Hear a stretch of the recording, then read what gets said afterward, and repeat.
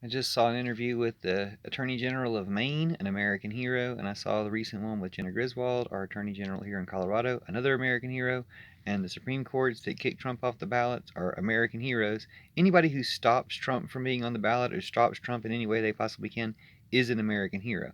And these American heroes are really brave because they have to ask them about the death threats. Of course, within hours, Trump coordinates death threats towards them, which makes him a terrorist and makes anybody who supports him a terrorist supporter, and they should be arrested for that on top of everything else.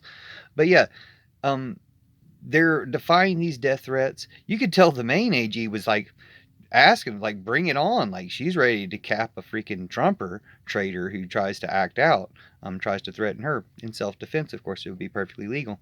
And it's like relishing the opportunity to put one less Trumper in this world, which is the way real Americans need to approach it, not traitor Americans like Ken Buck, who quit his office just because Trumpers evicted him from his office after he voted against Trump, and then they sent him a bunch of death threats, and he still came back and supported Trump because he's afraid.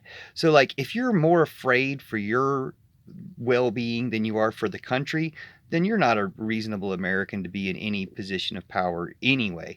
But it's great to see that what side these people fall on.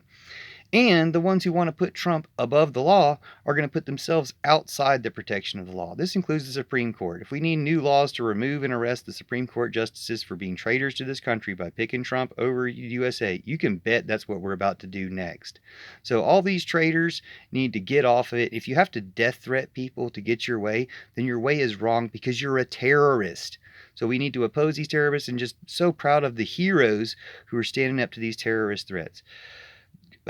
And much encouragement and respect to any heroes who are on the fence about whether or not they're going to be a hero or a Nazi traitor. Pro tip, don't be a Nazi traitor, be an American hero. They're not going to try to kill you. If they do, you'll get the chance to put one of them away legally, and they're not going to show up. They never do. Kyle Rittenhouse, but very few others ever show up, and they death threatened me for months just for posting videos on YouTube. They just didn't like my videos on YouTube. Scroll and you'll see why. But yeah, they death threatened me for months. And what do? You just tell them, they can F off. They're Nazis. They don't deserve to say anything, much less have their way. So thanks and much respect to all the American heroes stopping these Nazi traitor Trumpers.